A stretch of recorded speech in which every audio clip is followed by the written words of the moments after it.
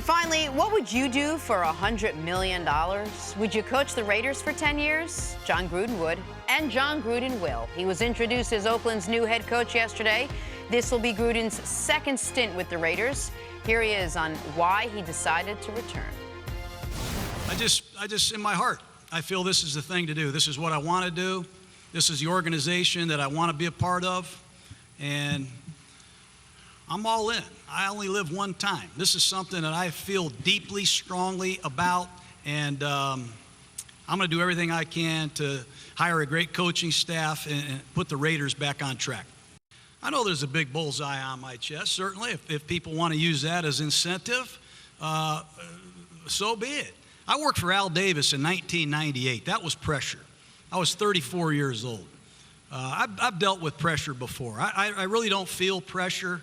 I love the excitement and the thrill of competing, and you know, I can't worry about things I can't control in that regard. But I know people will want to step on me and beat me, and that's just the way that this league is. Cece, I truly do believe that he wanted to come back to coach, and it's in his heart and all of it, but there aren't many $100 million jobs out there.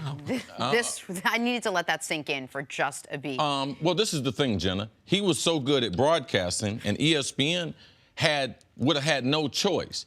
If he would have gave ESPN the option to match the offer, they would have matched the offer. So he could have gotten $100 million from broadcasting.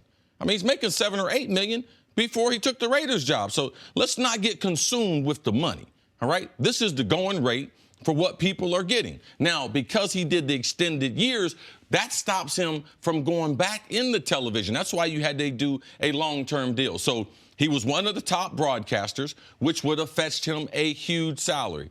Jon Gruden loves football. I know all the football coaches that I know that have left the coaching and have gone into the booth or into the studio. The thing they didn't like about the booth, they don't win and lose. When he gets off a Monday night game, they might say the telecast was great, but himself as a coach and as a teacher, you don't win or lose the game. Matt Millen told me the same thing, and a bunch of other people that have done these types of things. So I'm not surprised he went back to coaching. Football coaches and coaches are coaches. Like my girl Sue, her dad is an 84-year-old. He's the oldest coach in NCAA. He coaches at Yale fencing. He still coaches, still goes to work every day. And that's what coaches do.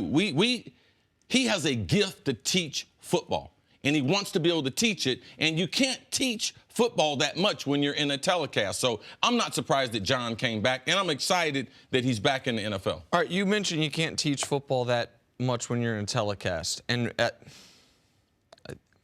I wish you would have taught me more watching those games. And here is the thing, because you mentioned the money he was making at ESPN. He's the network's highest paid employee during what's been a tough stretch for them. And I think some people have said, well, the reason that he held back on some criticism or he held back on some analysis because he always wanted to be able to have one foot in the water of coaching and didn't want to burn any relationships.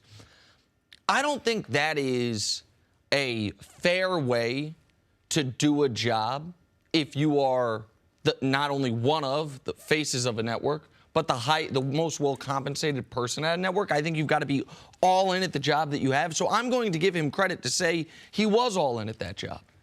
And if that's the case, I have no reason to believe over his last 6 years in Tampa and his last however many years broadcasting that the Raiders got what needs to be one of the 5 or 6 best coaches in football. Now, I like his personality. He's clearly enthusiastic. And what Cece said is true. Like, he obviously loves football. But there is nothing from having watched him on TV on a weekly basis where I'm like, wow, he is going to do what Sean McVay did for Jared Goff to Derek Carr. Maybe you can't teach that in the broadcast booth. But Jon Gruden was Sean McVay before Sean McVay was Sean McVay. Yes, he was. Absolutely, Cece. But things change in 20 years. Well, football and the schematics of football have not changed that much. And Jon Gruden, he's been wired into all the quarterbacks, all the video. There's so much footage and there's so many resources that Jon has been a part of. And I try to tell you that, like, that he's not going to miss a beat. All right? He covers the draft every year. He's at the combine every year. He's got friends in the coaching business. He's up to date with where football is. All right? I don't doubt that he's up to date with it, but the idea that that you're just going to immediately recapture what you were when you've been this long out of coaching, I mean, that's the precedent for this is not a long one. It's really only Dick Vermeil to take a long time away from coaching, come back and reclaim some of your or the same success. And so he seems, from everyone that knows him, seems like a good guy. I wish him the best. I'm not. It is. If I were a Raiders fan, I would be, I guess, cautiously optimistic, because the other thing the 10 years did is, with a team that is not owned by one of the richest people in the NFL, that you're tied to this guy. That's not something where a couple, 3 years in, you're like, this isn't the coach we thought. That's a $70 million check you then have to write. This is going to be the Raiders coach for the foreseeable future, and he needs to be one of the 5 or 6 best in the world to justify it. I mean, this is very, very similar to Cam Newton, Mike Shula, with them trying to move on. They've had some individual success, but to me, ultimately, Darrell Bevell, who decided to make the throw in the Super Bowl against New England with not handing Marshawn Lynch the ball, which prevented Seattle from winning their second Super Bowl, and I believe altered the arc of his career, because he runs the ball as an offensive coordinator at the time, and given the trend in the NFL to go with offensive-minded head coaches, he would have been a head coach by now. If he runs that ball in there, he's a head coach by now. Now he's the coordinator that's hung on there. They haven't appropriated the resources to the offensive line, so he's getting a lot of blame. He's done a great job in 2 areas. In big games, he's made a lot of great clutch calls for Seattle and Russell Wilson. He's helped develop the #1 asset that's in Russell Wilson as an undersized quarterback. He's helped him reach his potential. And the wide receivers, a bunch of no-name guys who don't like me and everything. He really helped develop these guys into consistent playmakers that really led to Seattle being a special team. A quick question for you. Is this something that Russell has to sign off on?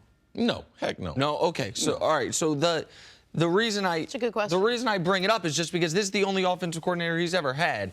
And we've seen with other quarterbacks whose careers haven't gone nearly as well as Russell Wilson's, sometimes you look back on it, it's like, man, Jay Cutler, people talked about this all the time. He had 6 offensive coordinators in the first 8 years in the league. Yeah, he just can't play. We make that excuse for him. Okay, but Russell, the excuse for him is, look what he did at NC State. He transferred in 1 year to Wisconsin, a totally different offense, and then transferred into the NFL and took the starting job from 2 guys in Seattle. So Jay Cutler is just the first one that came to mind. But we've heard that we know the degree of difficulty it is for young players when they have to consistently go through changes at coach or coordinator. Russell hasn't had to deal with that. As CeCe mentioned, evidently he doesn't have to sign off on this. So I am interested in to see what happens next with Russell Wilson with I think he's one of the 5 best quarterbacks in football, but this is a change. He's had the same coach and the same coordinator every game he's ever played in. That will be different starting next year. We haven't talked about an offensive coordinator more than we did with what happened with Atlanta and the Falcons and how much losing their offensive coordinator actually affected the team.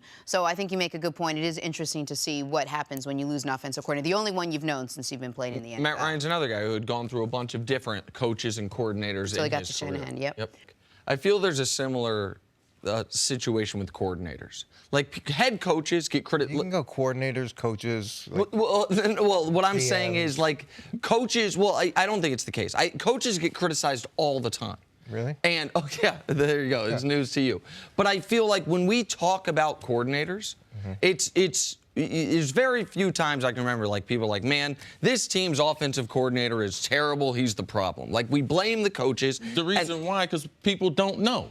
They don't know the guys. They don't know the style. They don't know what they're trying to attack. So they can't because of lack of information. Correct. They just see what they see on the field. I totally agree with you. So my question for both of you guys, let's start with you coaches, what makes a great offensive coordinator? Like what are the things that when you're deciding, Mike Shula was in a position where, even though he was the offensive coordinator when Cam won the MVP, 2 years later, even though we went 11-5, we're firing him. We want to bring in someone else, Norv Turner or anyone. What makes an offensive coordinator a good offensive coordinator? What are the things you look for? To me, it's are the coaches able to put the players in the best position to be successful? Do they truly understand what each player's skill set is? and what they do well. Because as coaches, sometimes we focus on what a guy can't do, and that's the wrong mentality. You have to focus on what a guy can do. So then understanding what he can do, are you putting him in that position? And that's an area where I think New England excels. The second layer to this is how well do they understand the opponent, and then how well, when they get into a game, are they able to adjust if the plan that you anticipated from your opponent is radically different. So there's a few layers to successful coordinating. And then ultimately, if they're worth anything, it's their play calling. How do they set up a game? How do they come in and out of critical situations? How do they call things sudden change? How do they generate big plays? Like, can a coach call a play that will get a guy open compared to just relying on their talent? New England does it better than anyone. Week after week, they call plays to draw guys open compared to I'm relying on the guy's athletic ability. And I think that's one of the key components is putting the play calling with the talent and how it's displayed week in and week out. So you mentioned how well the Panthers played this season record-wise. If Cam wasn't so inconsistent, would there even be a change at all? I mean, is this changing just to change, to just do something different? Because when he played well, and there was no reason for change. But he was so inconsistent, although it didn't really parlay itself into the team's record. Well, Cam, throughout the course of his career, has had inconsistencies. And I think that's been one of the things that has been consistent about him. I'm sure that Ron Rivera didn't make this decision based off of the last game. He's looked at it from a body of work. And sometimes when you make those changes, or not sometimes, but all the times, you're trying to do ultimately what's best for the team. And I'm sure he had a great relationship with Mike Shula. Yeah. But at some point, you've got to say, okay, we need to try some new ideas. We need to try something different. And you don't make it impulsively or in a vacuum. You're looking at it over the body of work when you make that call. Cam's at a critical point in his career. And it matches up with the critical juncture that this organization is at. It took me 7 years before I made my first Pro Bowl, had my best season ever. And then after that, my career began to blossom. And it was because people had come into my life, Tom Moore and Brian Billick, and they made me more disciplined. They came up with a 3-receiver offense and put me in the slot and really highlighted my ability in the red zone. They were going to force feed me the ball. When we got to the plus 30, they were going to do those type of things. But I got myself in the best shape ever. I totally changed my diet. Right. I also spent more times with the quarterbacks and the other wide receivers. I hired someone to be with me basically around the clock so that I could work on my body, work on my overall quickness, my overall speed, my endurance. So it happened to marry up at the right time. Right now, the Carolina Panthers, they're up for sale. Ron Rivera and the general manager are the two people in control. I believe that Ron Rivera wanted to make a change for a while, but he couldn't do it because of the Richardsons. Now the Richardsons out of the picture. Now Ron Rivera has control of his team. He wants to make some changes offensively. They're great defensively, but if they're going to make that next level, next jump, they needed to be with Cam and the creativity and get some more explosive players on the offense. I like Shula as a coach. I believe Dorsey is a good coach. But for Cam Newton, it's going to be a marriage between him and, if it is North Turner, and buying into looking at yourself, the ugly parts of yourself, and say, man, how can I get better? And those were the things that I did, and those were the things that led me being successful. But they are very, very hard, and most players don't buy into it. Brian Billick and Tom Moore could tell me everything ugly about my game, and I would be upset, but I would immediately leave that meeting and go out to prove them. I know they were right. That's why they were talking to me, but I was out to prove them wrong. And that was the type of marriage and relationship that brought out the absolute best in me. Thanks for watching. Subscribe here to get the latest from the show. Also, be sure to check out more of the best clips from First Things First, or go watch a few segments from our other shows on FS1.